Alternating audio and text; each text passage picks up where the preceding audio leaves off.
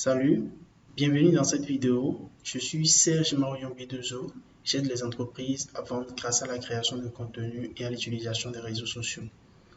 Dans cette petite vidéo où je partage mon écran, je vais vous montrer de A à Z comment on peut mettre en forme un article de rédaction web.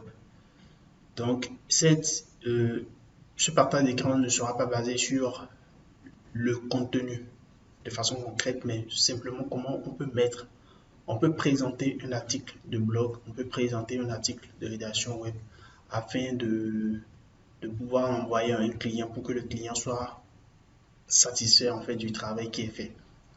Alors donc, ce que je vais faire, c'est que je vais partager mon écran. J'ai pris l'exemple sur deux articles. Donc, le premier article, ce sera un article de blog écrit par un des rédacteurs web que je forme.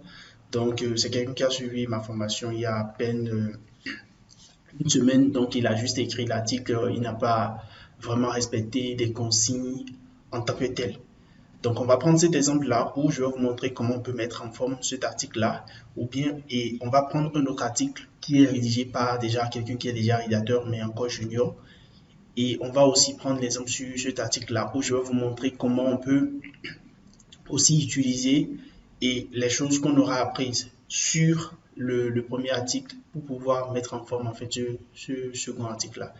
Donc, si vous êtes embarqué avec moi, on retourne sur mon écran où je vais vous montrer le premier article. Donc, ça, c'est le premier article. Je l'ouvre, voilà. Donc, ici, c'est un article brut qui est envoyé par le rédacteur.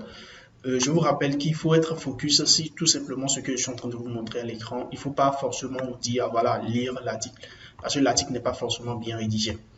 Donc, ce que vous allez faire simplement, c'est de vous contenter en fait de voir les paramètres que je dois respecter pour mettre en forme, pour bien présenter l'article. Donc, comme vous le voyez, l'article n'est pas bien présenté. Quand un client vous demande un article, le client ne veut pas beaucoup de choses. Le client ne recherche pas, ne veut pas que vous en faites de trop. Il veut simplement un article écrit dans Word le plus simplement possible. Donc, tout ce qui est gras, tout ce qui est italique, tout ce qui est soulignement, tout ce qui est lien ou bien source, tout ça, c'est vraiment proscrit. Vous n'êtes pas du tout obligé de faire ça. Si le client ne demande pas expressément de faire ça, vous n'êtes pas du tout obligé. Et il faut savoir qu'en rédaction web, la chose la plus importante que le client attend de vous, c'est que vous puissiez être capable en fait de respecter les consignes qu'il vous donne. Donc, pour respecter en fait les consignes qu'un client vous donne en rédaction web, il faut déjà bien lire la consigne pour pouvoir l'intégrer quand vous êtes en train de rédiger votre article. Et quand vous finissez de rédiger votre article, c'est-à-dire quoi? La partie réflexion, la partie recherche et la partie réflexion, vous puissiez maintenant bien présenter l'article pour que quand vous l'envoyez au client, le client puisse être fier du travail que vous avez eu à faire. Alors ici, par exemple, il y a les titres et les sous-titres qui sont un peu décalés et tout. Donc, c'est à cause de ça que j'ai pris l'article en fait pour juste vous montrer ce qu'il faut faire. Alors, je suppose que je viens de finir mon article. Qu'est-ce que je vais faire? Je vais faire CTRL A, je fais CTRL A, ou bien je sélectionne tout l'article et je viens juste ici. Donc, je vais essayer d'ajuster l'article. Ici, c'est ajusté sur le côté gauche. Donc, moi, je vais essayer d'ajuster ça ici. Donc, quand j'ajuste ça, vous allez voir que ça respecte en fait sur le côté droit, ça respecte et sur le côté gauche aussi, ça respecte. Donc, c'est ce qu'il faut faire d'abord. Ça, c'est la première chose. Quand je finis de faire ça, je vais prendre le titre. Ça, c'est le titre de mon article. Je n'ai pas du tout besoin de mettre ça en gras. Donc, je vais faire CTRL A. Je vais enlever tout ce qui était déjà en gras. Et je m'assure que tout est dans la même police. Voilà. Donc ici, je vais mettre ceci. Je vais cocher le titre. Ça, c'est le titre de mon article. Je vais maintenant choisir l'outil titre 1. Donc, l'éditeur que moi, je suis en train d'utiliser, c'est en anglais. C'est à cause de ça que ça a mis Heading 1. Donc, c'est sur votre Word, ce serait juste test 1. Donc, il ne suffit, et vous ne devez pas choisir title. Choisissez tout simplement Heading 1, donc titre 1 chez vous. Donc, vous choisissez Heading 1, donc le titre 1. Et je viens ici, ça c'est le sous-titre. Donc, il faut dire que quand vous êtes en train de rédiger un article, il y a le titre. Donc, le titre de l'article et il y a les sous-titres. tous les sous-titres de votre article sont considérés comme des titres 2. Donc, tous les sous-titres de votre article sont considérés comme des sous-titres 2. Donc, ici, les sous-titres qui sont dans l'article, je vais essayer de faire la même chose. Donc, je coche. Mais d'abord, il faut que je m'assure que ça, là, ça puisse commencer sur la même ligne que les titres de mon article. Donc, je vais revenir ici. Je vais revenir ici. Et là, je sais que ça, c'est sur la même ligne. C'est sur la même ligne que le titre. Et je sélectionne et je fais Hidden To. Ici aussi, je fais la même chose. Je vous rappelle que Hidden To, tout ça là, ce serait tout simplement titre 2 chez vous. C'est parce que moi, mon éditeur est en anglais. Donc, je sélectionne ceci aussi et je fais titre 2. Je fais la même chose pour tous les sous-titres qui sont dans l'article. Donc, je fais la même chose pour tous les sous-titres qui sont dans l'article. Ici, oui, je sélectionne, je fais titre 2.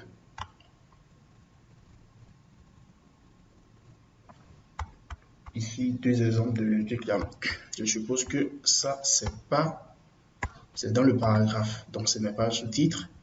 Donc, tout ce qui est en rouge ici. Si par exemple, le client n'a pas dit, ah, voilà, de mettre ça en rouge, vous n'avez pas besoin de mettre ça en rouge. Mais là, par exemple, ici, le rédacteur est en train de donner un exemple.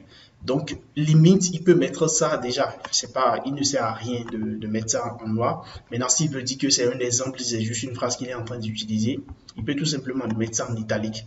Et s'il met ça en italique, il va prendre la peine de mettre en fait des guillemets pour dire que là, ce qu'il est en train de citer, c'est juste en fait un exemple c'est juste en fait un exemple. Et là, en fait, celui qui va recevoir l'article saura que, ah là, c'est un exemple. Et il saura en fait la mise en forme qu'il faut appliquer dans l'éditeur de test pour pouvoir mettre le test en ligne, quoi. Donc, vous, ça ne vous concerne pas de mettre tout ça là en couleur rouge et tout. Donc, c'est pas du tout votre rôle. Donc là, moi, je viens de mettre le titre en titre 1, les sous-titres en titre 2. Donc, ce n'est pas encore fini. Ici, j'ai remarqué quelque chose que beaucoup de rédacteurs, une erreur que beaucoup de rédacteurs font aussi, c'est de laisser des espaces. Vous allez voir que ici, il y a un petit espace qui est laissé. C'est très subtil. Il y a un petit espace qui est laissé là. Moi, c'est parce que j'ai déjà l'habitude de corriger beaucoup d'articles que je remarque souvent ces genres de fautes.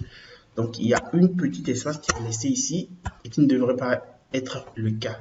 Donc, quand je finis de faire ça, vous allez constater que les titres, sous-titres sont en bleu, alors qu'il faut maintenir l'article dans la même couleur. Donc, je fais CTRL A et je mets la police 12 et je mets Arial 12. On suppose que bon, le client me demande de mettre d'utiliser la police Arial pour pouvoir écrire mon article. Donc, moi, je vais juste utiliser Arial 12 et je vais m'assurer que tout est en couleur noire. Voilà. Et là, je peux envoyer. Maintenant, si je vois que là, il faut laisser un peu d'espace, je peux juste laisser un peu d'espace pour que l'article soit rapidement lisible en fait. Voilà. Là d'espace.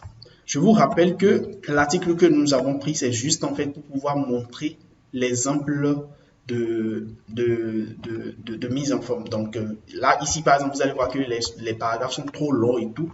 Mais dans cette vidéo, je ne vais pas forcément aborder ce sujet-là. Donc, il y a trop le paragraphe est encore déjà trop long et tout. Donc, les paragraphes, c'est généralement 5 lignes et d'autres. Mais je vais produire une autre vidéo où je vais expliquer un peu comment vous pouvez formuler les paragraphes de façon, de manière à ce qu'il ne soit pas trop long et tout. Donc ça, c'est un exemple de mise en forme d'article. Et là, si je finis de faire ça, je vais juste enregistrer mon document. Je vais juste enregistrer mon document et je m'assure de bien renommer mon document. Donc là, je m'adresse à des rédacteurs qui sont en freelance, par exemple. Je veux enregistrer. Donc, moi, je vais juste faire enregistrer sous. Donc, là, je vais renommer mon document. Donc, il va falloir que je puisse renommer. Si on suppose par exemple que c'est une tâche, une commande de 5 articles qu'on m'a envoyé, et ça c'est le premier test. Donc je vais mettre test 1, et je peux mettre mon prénom, donc Serge, et j'enregistre. Je fais save. Donc ça c'est enregistré. Ça veut dire que quand je vais envoyer, le client va voir test 1 de Serge. Donc il sait que ça c'est moi j'ai envoyé, et c'est le premier test. qu'il m'a confié. Donc, c'est comme ça, il faut renommer en fait son article. Si le client ne propose rien, il faut toujours renommer son document avant d'envoyer. Et c'est comme ça qu'il faut mettre en forme. Alors, le deuxième exemple qui va nous permettre en fait de mieux comprendre ce que nous sommes en train de dire ici, c'est un autre article qu'une rédactrice a rédigé. Elle est déjà dans le métier il y a un bout de temps, donc son article est déjà pas mal. Mais voilà, de façon brute, voilà ce qu'elle m'a envoyé. Voilà ce qu'elle m'a envoyé. Je vous épargne des consignes, voilà ce qu'elle m'a envoyé. Ici aussi, je propose que l'article n'est pas mis en forme. L'article n'est pas totalement mis en forme. C'est vrai, elle a respecté, elle a ajusté son texte, c'est déjà ajusté. Elle a déjà utilisé l'outil titre 1, l'outil titre 2 pour mettre les sous-titres et les titres. Mais ce qu'elle a manqué de faire, c'est que les articles, tous les mots ou bien tous les paragraphes ne commencent pas sur la même ligne. Et ça, c'est un problème.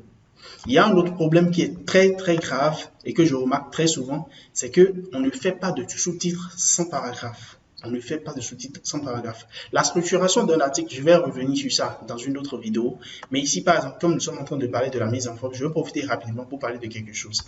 Ici, ça, c'est son titre. Je suis d'accord. Ça, c'est le chapeau. Je suis d'accord. Ça, c'est le premier sous-titre. Je suis aussi d'accord. Et ça, c'est des paragraphes. Ici, elle a fait un sous-titre. Donc, elle ne peut pas faire un sous-titre sans faire un paragraphe. Alors, quand on fait un sous-titre, c'est un paragraphe. Parce qu'on a dit, les sous-titres, par définition, sont des titres de paragraphes. Donc, il faut faire un paragraphe d'abord. Donc, si par exemple, ici, qu'est-ce qu'on a remarqué? On a remarqué qu'elle veut parler des moyens sportifs et écologiques de se déplacer. Et elle a directement commencé par le vélo. C'est bien de commencer comme ça, mais on ne peut pas avoir de sous-titres sans paragraphe. Donc ici, il faut faire un paragraphe, un petit paragraphe, ça peut être un paragraphe de 2 lignes, bien de 3 lignes au plus, où vous dites que se déplacer en ville, blablabla, blablabla. Donc, l'idée, c'est pas d'écrire l'article, mais c'est pour vous dire qu'il faut forcément en fait écrire un paragraphe avant de faire un autre sous-titre. Parce qu'on ne peut pas avoir de sous-titre sans paragraphe. C'est très important. Surtout quand vous voulez citer. Bon, souvent, quand on veut citer quelque chose, on a l'impression que, bon, voilà, on peut passer sur ça rapidement, mais on ne peut pas passer sur ça parce que si on prend la structure qu'elle a eu à faire dans son article, par exemple ici, on voit moyens sportifs et écologiques et directement on voit vélo. C'est considéré que vélo est un paragraphe directement. Donc, il ne faut pas faire cette erreur-là. Il faut toujours faire un paragraphe d'abord avant de faire un autre sous-titre. Alors ici, vous allez voir que vélo, au lieu d'utiliser titre 2, au lieu d'utiliser heading 2, elle a utilisé le heading 3. Donc moi ici, je vais utiliser le titre 3. Normalement, c'est ce qu'elle doit utiliser et c'est ça qu'elle a utilisé. Maintenant, pourquoi je suis en train de lui reprocher? C'est parce que déjà, la première chose, c'est qu'elle n'a pas eu à faire de paragraphe ici. Et ici, on a constaté que comme elle a mis le 1, elle a décalé un peu l'article et ça n'a pas commencé sur la même ligne que les autres paragraphes. Donc, ce qu'il faut faire, il faut s'assurer que ça soit sur la même ligne. Il faut s'assurer vraiment que ça soit sur la même ligne. Voilà. Et il faut faire ça pour tout le test. On ne peut pas avoir en fait de trucs là, dans un article où il y a des paragraphes qui commencent sur une ligne et d'autres qui commencent sur une autre ligne. C'est impossible et c'est inadmissible. Ici, c'est un titre 3, donc ça c'est un titre 3. Elle a bien fait ça, voilà. Donc, vous allez remarquer que les titres 3 sont généralement en fait des sous-sous-titres. Donc, des sous-sous-titres. Par abus de langage, on peut dire ça. Donc, c'est des titres, c'est des sous-titres qui se retrouvent dans d'autres sous-titres. C'est comme par exemple, vous êtes en train de citer quelque chose. Vous êtes en train d'écrire un article où vous êtes venu à un niveau où vous avez fait un sous-titre. Vous avez fait le paragraphe déjà, mais vous êtes obligé de citer des choses dans ce sous-titre-là. Donc, vous serez obligé en fait de faire des sous-sous-titres. Et là, des sous-sous-titres, on les appelle des H3, tout simplement. Donc, vous allez remarquer que ici, par exemple, elle a utilisé le H3. Si c'est que dans ce H3, elle sera obligée encore de citer encore d'autres choses. Elle va, dans ce cas, utiliser le H4 pour citer d'autres choses. Donc, ça fait des sous-titres qui font partie d'autres sous-sous-titres. Donc, ça fait sous-sous-sous-titres. Donc, ça se dit pas, hein, mais en fait, pas abus ou bien pas compréhension. On peut dire ça pour que vous puissiez rapidement comprendre de quoi il s'agit. Alors, moi, je vais essayer de faire la chose pour... je vais essayer de mettre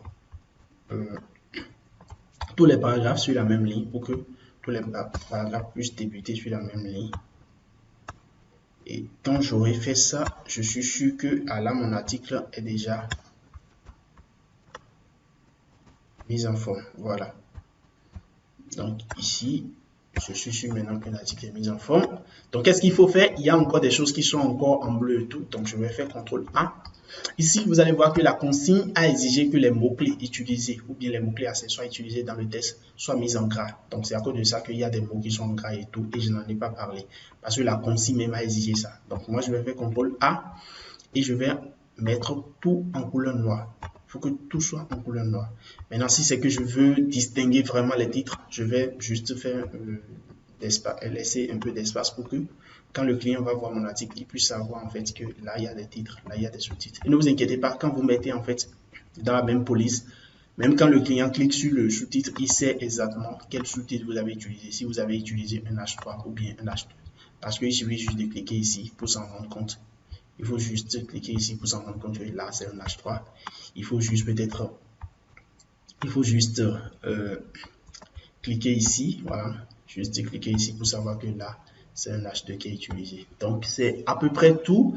Et si vous avez des questions, vous pouvez poser des questions en commentaire. Je serai très actif. Je vais vous répondre pour qu'on puisse en discuter dans les commentaires et tout. Et si vous avez aimé la vidéo, n'hésitez pas à mettre un pouce bleu pour dire que vous avez aimé. Et si vous jugez nécessaire que d'autres rédacteurs ont besoin aussi de lire cette vidéo, dites-lui ça. Abonnez-vous à la chaîne parce que je vais prendre l'habitude en fait de faire ce genre de vidéos. Mon objectif, ce n'est pas vraiment en fait de faire une stratégie de YouTube où il faut créer des vidéos tout le temps. Non. Quand j'ai vraiment, en fait, je suis en train de travailler, je tombe sur des cas que je juge nécessaire qu'il faut expliquer à ma communauté de rédacteurs. Je vais toujours enregistrer mon écran où je vais montrer pour parler de ces cas-là. Alors, à tout de suite et après, on parlera d'autres sujets, la structuration, les paragraphes et comment on peut formuler ce genre de choses-là.